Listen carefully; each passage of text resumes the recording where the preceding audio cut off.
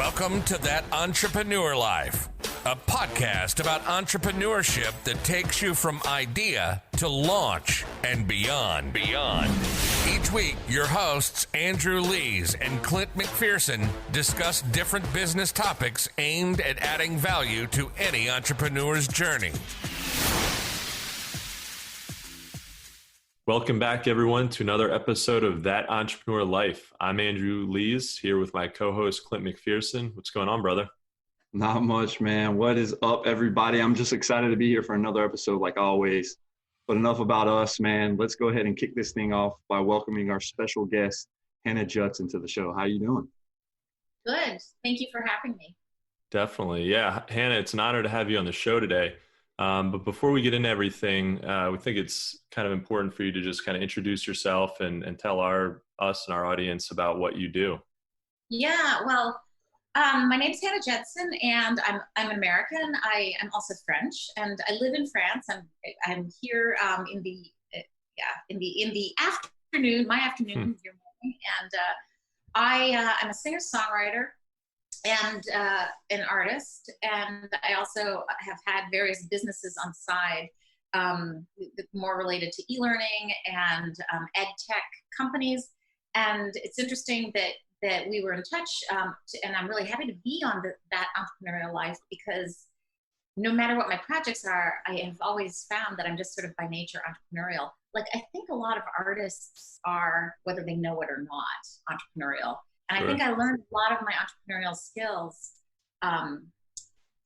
working through creative projects. But then at the same time, I've worked, in business and worked in marketing and advertising, and then having my own businesses. And so I've had these sort of different engines going professionally. Yeah, that's awesome to hear. I mean, I'm glad we connected as well, and I'm glad you're actually on the show. But with everything you just said, Hannah, what inspired you to become a musician, and where did your journey with that begin? And ultimately, how did you actually end up in Paris? Yeah, so many good questions. Yeah. Where do I begin? See, the thing about music is that music is just part of the DNA of my family. And so I played instruments when I was very young. My father was very musical. He was a scientist, but his hobby was music. And so we had musical conversations with him. His best friend was a composer, a new music composer. So I was around musicians and artists and people like that at a very young age. And I was encouraged to experiment, not just to take lessons, but to experiment. And I remember very early on, I wrote something. I think it was we had various instruments around the house, and I wrote something we had this pedal organ that was my father picked up somewhere, and I wrote something up, and I wrote up the notes. I had done this piece, and I remember my father showing his friend, the composer, "This is what my daughter just did." And so I was very much encouraged to mess around in a way that was maybe a little bit unique. I mean, I think that a lot of like serious parents ask for serious musicianship from their children, and sometimes that wasn't me. And I mean, I took my lessons and learned the theory as far as I could, but I am much happier when I'm making things. So in any instrument I learned, I always wanted to get to the point where, okay, can we get this like classical music out of the way and we can start writing our own stuff? Yeah. That's where I put it. But to tell you the truth, I always wanted a guitar, and I never played the guitar. And it wasn't until I graduated from college, I moved to Portland, Maine, and I had my first week after college. I had a temp job working for an insurance company. I got my first paycheck. I paid the rent, the leftover money. I went to the guitar store, Buck Dancer's Choice, still there in Portland, Maine, and I bought my first acoustic guitar and a Bob Dylan songbook. And I went home and I figured out some songs. And then I was like, no, I really want to write my own songs. So I just took the chords that I was learning and then started writing my own songs. And I've been writing songs always since that point. But the journey was long. I mean, I've been around for a while. And so after the Portland, Maine stint, I moved to Vienna for a while, and I traveled around, and then I moved to Boston then I moved to Spain. where I studied Spanish classical guitar, and I continued to write my songs. So I was writing pretty quirky songs, pop format, rock format, but with classical picking. And then when I moved to Chicago, I was like, I need an electric guitar.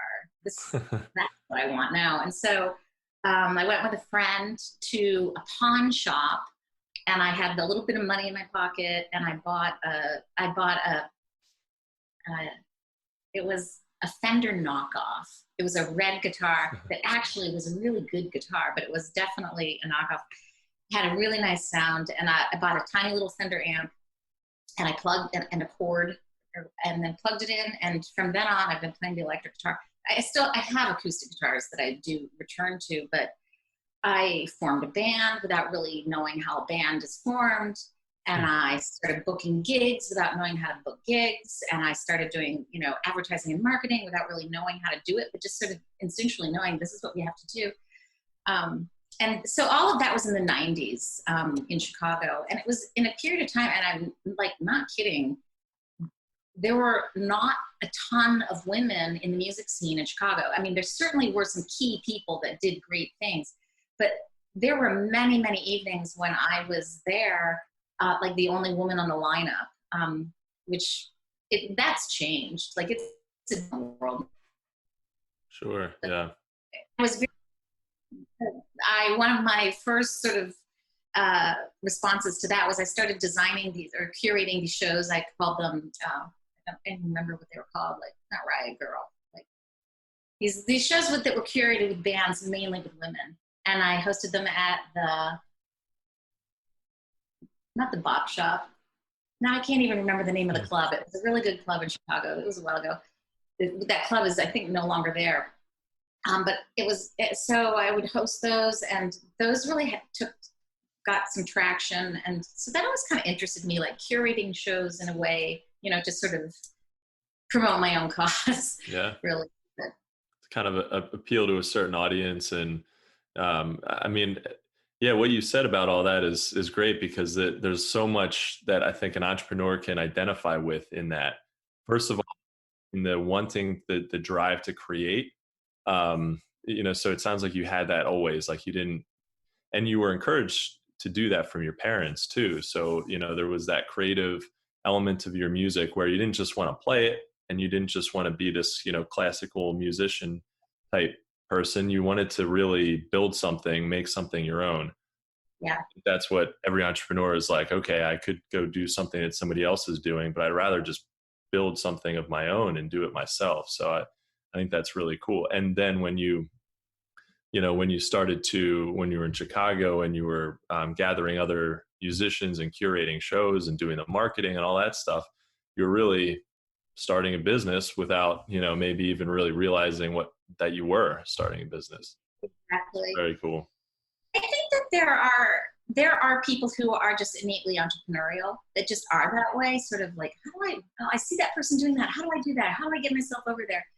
And then there are other people who fall into entrepreneurship out of circumstance and I think that we're going to see a lot of that right now. Like a lot of people are losing their jobs right now, and it stinks. And, but I think that really one nice thing about America is there is in our culture a culture of resilience and getting back up.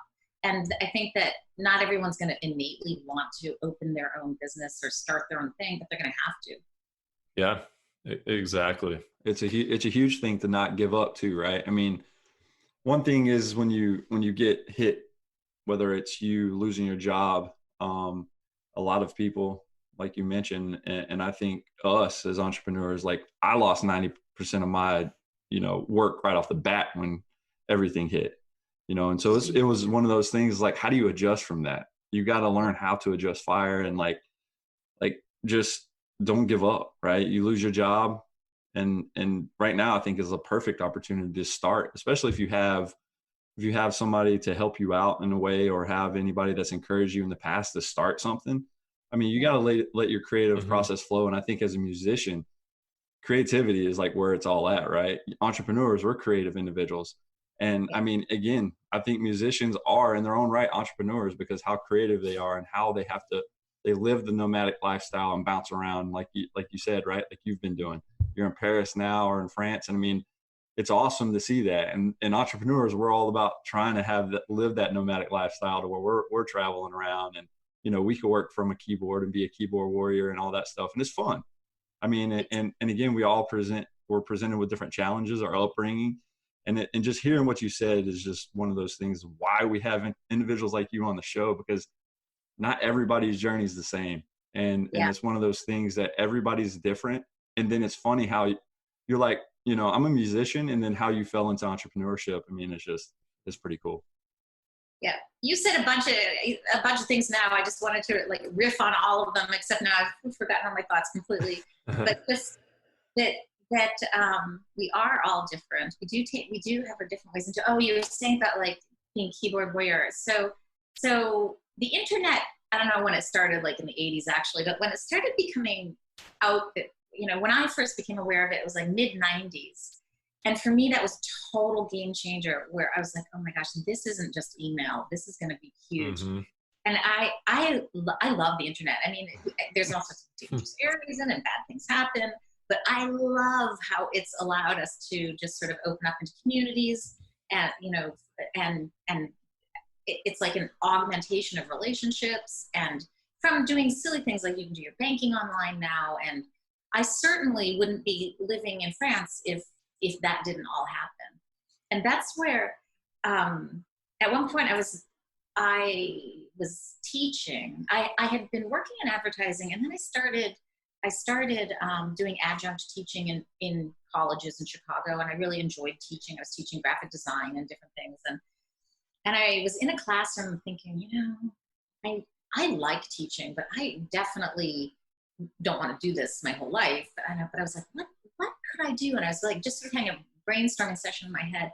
And I heard right at that time about distance education. It wasn't even called e-learning then, distance education.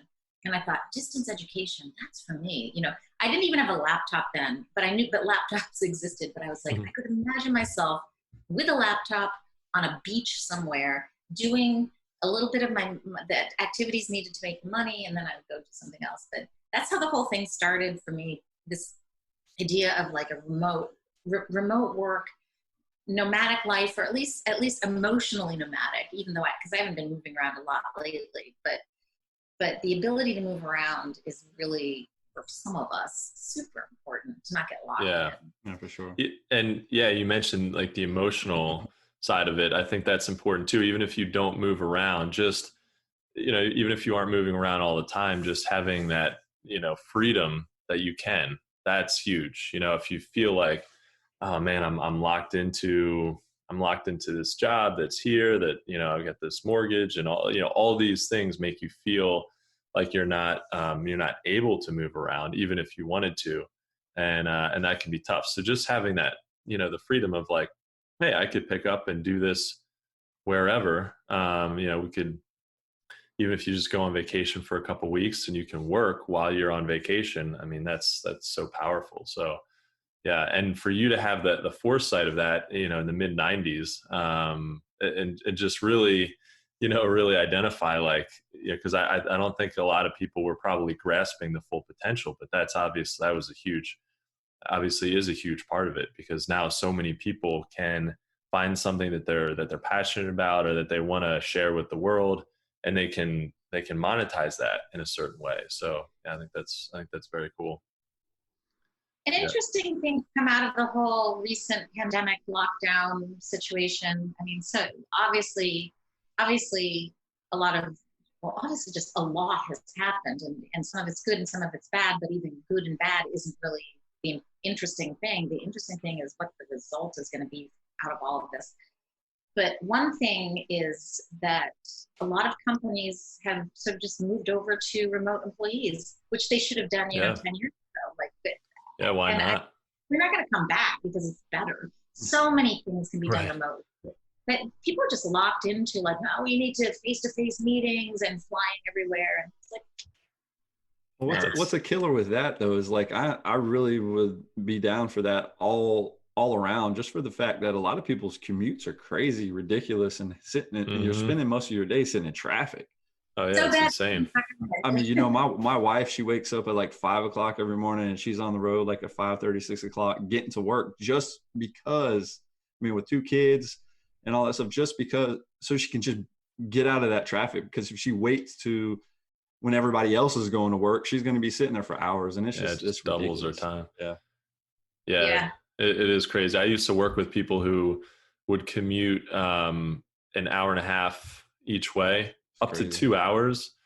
Yeah. I was in New Jersey, and people were commuting from like Manhattan, which is 4 hours a insane. day, dude. Like, It's yeah, it's out of control, and it just like for some people, it's it's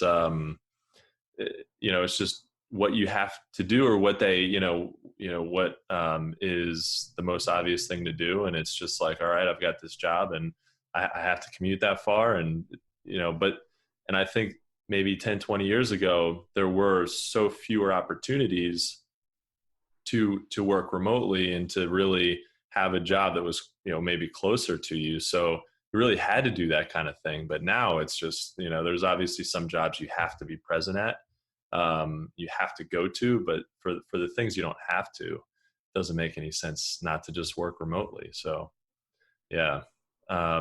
And corporations are becoming more comfortable with it, and people are learning how to put their backgrounds up. Like I'm in my basement studio and I don't have a background, but I actually do the screen that I can put up.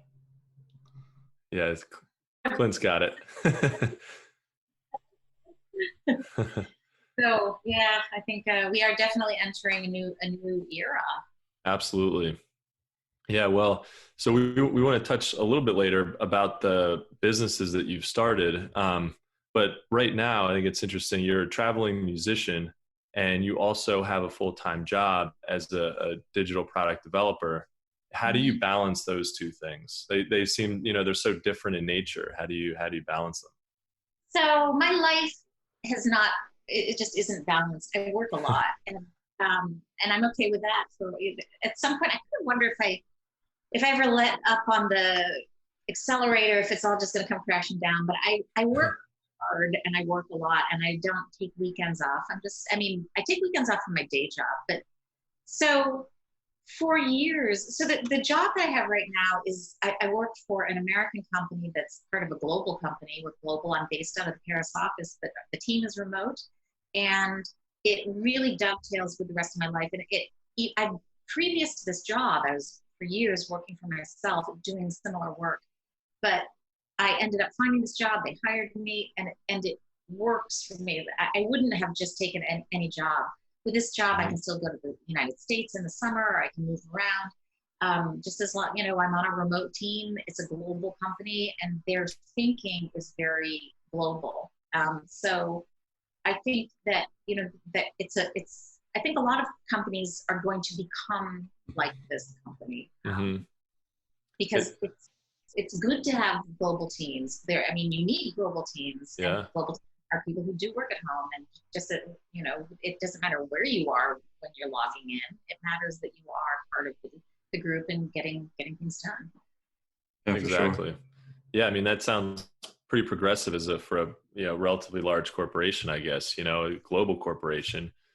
They kind of get it, and they understand that I bet they're getting more productivity out of people than other large businesses who still feel the need to kind of have everything, have everybody in an office, and it just is clunkier that way. And I think you can probably, as a business of any size, you can, if you are remote, you do have remote teams, you can scale up and down a lot easier, I'm sure. Yeah, for sure. I think there's a clunkiness to remote teams also. I mean, there are pros and cons, but I'm definitely not one of those people that, no, you have to be face to face too. You really know what it's about. I think that you can really know who you're working with remotely, and because you talk to them a lot, and you end up sharing things, and it's not so dissimilar. When people are in an office, they've got an office facade, and that facade breaks down. And, people. Yeah, the work-life thing is a little disconnected. So I think that's cool that you have the opportunity to kind of your musical career isn't perfectly in line with your, your day job. They don't perfectly dovetail, but at the same time, the freedom of the freedom of your day job allows you to have a much better work-life balance, I'm sure. Yeah, definitely. And that's something that was always my goal. I mean, I had to work, and that, there was no way around that. So I designed the way I work to allow for the things that I also wanted to accomplish in my life. Yeah, that's great. So Hannah, I mean, so with product development, you talk about an entrepreneurial approach, right? With technology to design solutions for clients. So can you explain what you mean by that? Yeah, so I'll tell you a little bit about what I'm doing now. Maybe I should start at the beginning and work up to where I'm. Yeah, for sure. Yeah. I was working. I told you I was in higher education, teaching face-to-face classes. Then I discovered e-learning, and I discovered e-learning before e-learning had really turned into an established thing. But I had known of a university that had a campus where I grew up. It was Southern New Hampshire University. And they had always had a distance education program before the internet, where they had programs for people in the military and people in rural areas. So that was sort of distance education correspondence, really. And then when the internet came around and Blackboard came around, they were absolutely first in there. They were leaders in there. And now the university has massive programs, very interesting. And I've worked for them for many years. But when they first hired me, they sent me a DVD to learn how to use Blackboard, and I built my first class, and I started teaching it, and I was like, this is cool. But really, instructors were really part of the solving of the problems, of figuring out what works, but over time, e-learning became a subject. It became codified. There are standard best practices, and everybody caught up. And now there's sort of standard structures in terms of how courses get built and administered. And so I was in higher education e-learning for a long time, facilitating classes, building programs, building curriculum, and this whole thing. But it was always within the higher ed format. And I worked for tons of different universities, trade schools, community colleges, a lot of different schools, mostly in America, but also Australian and some other places. Paris, I've built some programs. Anyway, other places too. But a few years ago, it wasn't just one thing, but I started thinking I really want to get out of higher education, because it was becoming so, they were definitely squeezing the fun out of it by making, the structures were becoming very structured, and it definitely had limitations. And also at the same time, I think this was in 2013, there was a law that was passed where companies, it affected the contracts companies could give freelancers, because they were concerned that they were going to have to start paying health insurance for. So I had all these ongoing contracts, all these plates spinning, and on January 1st, 2013, they all came in at half what they had been before, because everything needed to be under a certain limit, so that they wouldn't have to pay health insurance, even though they didn't have to anyway. It was just a misunderstanding of the laws, I think. But that was their response, and I just thought, this is too iffy. So I started a company with a friend of mine in Chicago called ElevPro, and our focus was on products that support career development and training. And so we worked with a German guy, another consultant who had part ownership of had some software. We developed learning games, training games. We'd worked on a lot of different topics and had various different kinds of clients, from not-for-profit to definitely for-profit. But we just sort of kept that whole thing going, and got more and more involved in well, I sort of got more involved in the technology side of things. And eventually my business partner just didn't want to do it anymore. So I was like running the whole show. And then I ended up finding this full-time job. And I thought it was close enough to what I was looking for. So I've had this a full-time job for a year and a half, and I haven't shuttered our company, but I have sort of turned all the knobs down on it. And I have to say, the thing that took the most amount of time, that I was scrambling all the time, was for sales, doing sales. And I don't do any of that for a full-time job. And it's like being on a holiday. Yeah, it can take, I mean, sales takes a lot out of you. You can, I know that for sure with my product development business, I can spend all my time on sales. And so it's tough. Yeah. You at some point you have to do the work. Yeah. You have to, when you finally get sales, it's like, oh, cool. What do I do? No, I actually have to do the work. And that's, right. It really would. I definitely, that resonates with me, because it would feel like I'm on a holiday if all I was doing was like, the business was just pouring in and I didn't have to worry about any outreach or marketing or anything. And I was just focusing on the design work. At the same time, I got to say, there's some fun in the marketing, and sales is kind of fun.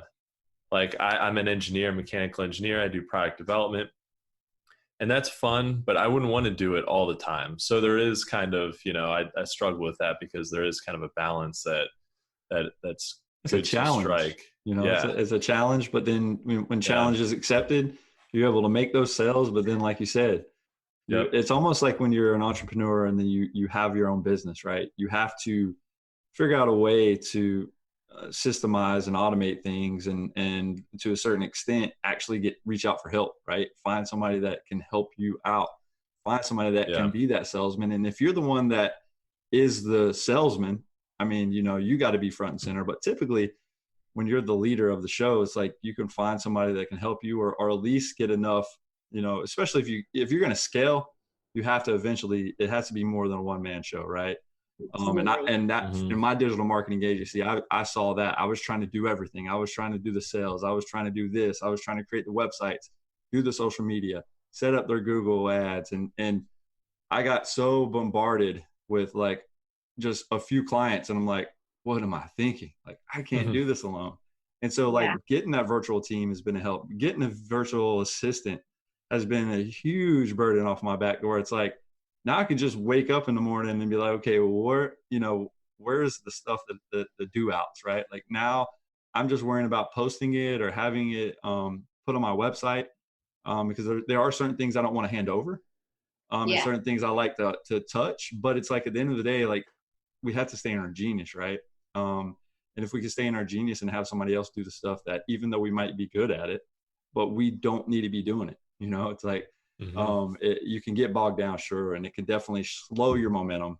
And then at the end of the day, if you get too many clients at once, you're like, you line up, you sell to 10 people, but you have started no work on any of it, and you're like, oh, I mean, these due dates are coming up quick, so let me start now, right? Feels good for like a day when you get that sale, and you're like, all right, I don't have to do anything today, so I can just soak it in, and then the next day you're like, all right, I got to do something here. So, but Hannah, that's really cool that you still have the business, so it's still operational. Is that something that you would maybe, pick back up at some point and run with it? Or I thought about that. I thought about how things are going to move in different, I have different scenarios moving forward. And it just really depends on the amount of effort I put into each of my swim lanes or my channels or my spinning plates, whatever I want to call them. But possibly, currently my setup is really nice and I like it, and I'm learning a lot from my job. And I think, like a lot of entrepreneurs, if I'm learning and I'm engaged and I'm sort of moving forward if I'm moving forward like that, then it's good. But if it got boring, or where I felt like I wasn't contributing on a valuable level, I would disengage.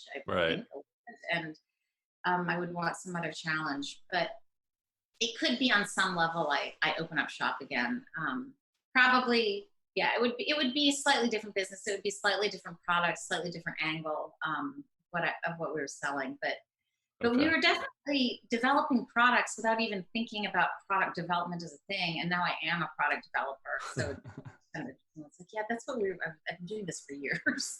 Yeah, That's awesome. That's I love really that picture though of the spinning plates. Like I can just imagine in my head, you know, like the talented individuals that are actually spinning it on the thing, and then they're like, oh, add another plate to it. I mean, that's seriously how you feel sometimes, right? It's like, man, I hope these things don't all come crashing down on me or you know, embarrass me in front of everybody I'm performing for. You know, it's one of those things. And I'm sure some days a musician feels the same way, you know. Some days they all come crashing down too. That's true. That's true. It's You so just got to funny pick how the that pieces happens. back up. Exactly. Yeah. Exactly. So Hannah, I mean, this is a great conversation, and through your entrepreneurial journey and in your journey as a musician and everything you've been through, because you've had your hands. I mean, just in this short amount of time, I'm amazed at the amount of things that you've done, things that you had your hand in and accomplished. But from the highs to the lows, what has been the most difficult thing about your journey or about being an entrepreneur and a musician? Yeah. You know, that's a good question. There's probably more than one answer. I think the one thing that comes up on a daily basis is not having enough time to do what I really want to do or energy. I mean, so even sometimes you don't know, at the end of the day, you've got a little block of time, but you're exhausted.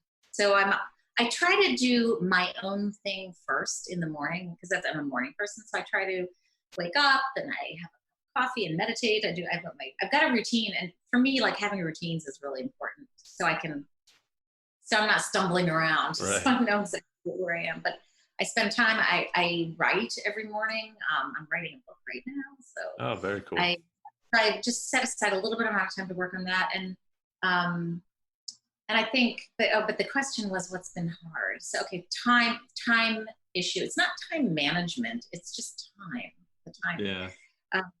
So that's one thing. But I think another thing that was like really hard looking back is that in the Chicago years when I was doing music, I didn't really have a mentor, or I was in the dark. And I think things are not, I think things are easier now in a way. Because in those days, you either had a record contract or you didn't, or you were part of a movement or you weren't, I don't know. But now there's just much more information out there, and there's a lot more different paths towards success, and you get to decide much more clearly for yourself what success looks like for you. Yeah, that's a good point. It's unique for everybody. Yeah, and success is not always money, right? I mean, it's how you view things, and if money is one of those things, it's great. We all want to have money. We all want to be financial free, but again, money's not it's not the route to happiness. You know, I mean, there's been plenty of people taking their life that have been rich, and you're looking at them like from the outside, you're like, I would love to have your money, but it's not about that. So success can be graded on so many levels, and it's really comes down to me is like, am I enjoying life? Am I enjoying what I'm doing every day? Am I enjoying the hustle? Am I enjoying what am I doing right now? Or this thing, my routine, is that freeing me up to actually be successful and to actually go around not blindly, but actually making sure I'm stay on my path. And I just think, again, success is putting one foot in front of the other for an entrepreneur and just keep moving. I mean, at the end of the day. I couldn't agree with you more. I think that is exactly like not quitting is success. Not quitting is like being yourself on a daily basis. I'm doing my thing and I've got my thing going and I'm good at my thing and I'm going to do another thing. And I don't even know what that is going to look like. But it's like being yourself. It's a way to be yourself. I think I've read a study over and over again that money is like, you need up to like, that people get happier with money up to something like $80,000. So if you're like $60,000, then you're in 70, you are a little bit happier. Up to 80,000, a little bit happier. Maybe that figure has changed now. Maybe it's $90,000, whatever. Mm-hmm. But there's a limit to it. And then after that point, more money isn't the factor that brings happiness. Right. Yeah. Yeah, definitely. Yeah, I mean, that's very cool. Well, Hannah, I feel like we could talk to you for hours today, and it's been great to talk with you. And I feel like there's a lot to learn about what you're working on, what you've done. So, but as we wrap up the episode, what's one piece of advice you think you could give to our audience to help them on their entrepreneurial journey? Yeah. Can I give more than one? Oh, for Sure, absolutely, yeah. I would just say that the key thing is to have a little bit of heart in the thing that you want to do. It shouldn't be just because you read somewhere that it's a good idea to make a lot of money. You can do this thing. It's a little bit of not scam, but it's a little bit of a hustle. I think that there should be a little piece of yourself in it. It shouldn't be just a good idea. That it should be something that really, that you really believe in, or that it's that you love, right? Mm-hmm. And you can put your stamp on that you're actually contributing to, instead of just repackaging and selling it. Yeah.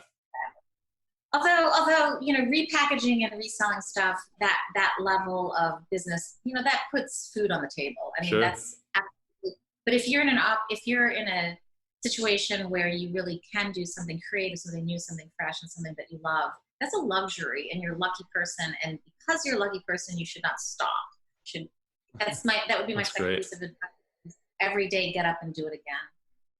It's a very, very cool perspective. Yeah. And just not stopping is, that's got to be one of the top keys to success, is just not stopping. Of course, there's certain businesses, certain things that, it makes sense. Like, you reach a point where you're like, okay, this isn't working out, and you have to know when to stop it.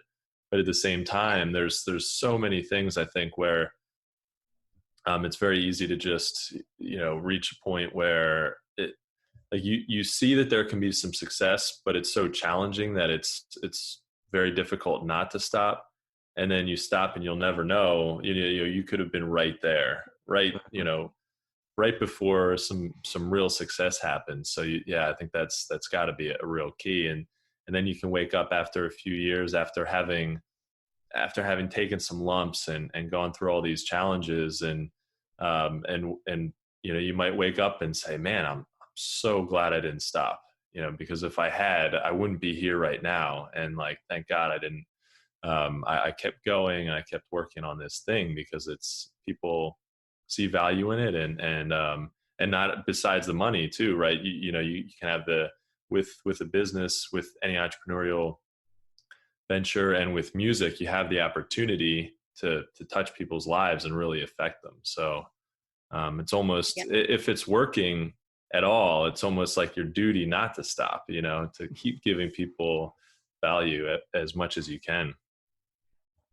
I think one final thing also is about challenge. Challenges will come no matter what you're doing, whether you're taking the easy road or the harder road. There will be challenges both ways. Mm-hmm. And when confronted with a challenge, I think it's really important to break it up into micro challenges. Break it up and just, chip away at things. Allow yourself more time than you think it's going to take, and just do the small bits that turn into the big bits. I love it. Yeah. That's great. Well, Hannah and guys, that's a wrap for the episode. From the both of us, Hannah, we want to thank you for taking the time out of your day to join us and adding value to what we're doing on our podcast. Thanks. Thank you for having me. This was fun. Yeah, guys, thank you so much for listening to That Entrepreneur Life. To learn more about what Hannah is working on, check out her website at hannahjudson.com. That's HANNAHJUDSON.com. If you like what you heard today, make sure to subscribe to our podcast on iTunes or any other podcast directory. You can also find us on all the socials and on our website at thatentrepreneurlife.com. And with that said, guys, we also want to quickly give a special shout out to our family and friends, like we do always, to include all of our listeners, our followers, and our subscribers. If you find value in our show, please consider making a small donation to show your support. Even just a few dollars helps us keep things moving and brings value to your entrepreneurial journey. Thanks for continuing to support what we do as entrepreneurs, guys. And don't forget to join us next week for another episode of That Entrepreneur Life. Thanks for listening to That Entrepreneur Life podcast. Be sure to visit thatentrepreneurlife.com to join the conversation, access our show notes, and discover our fantastic bonus content. Don't forget to join us next week for another episode as we continue to add value. Until next time.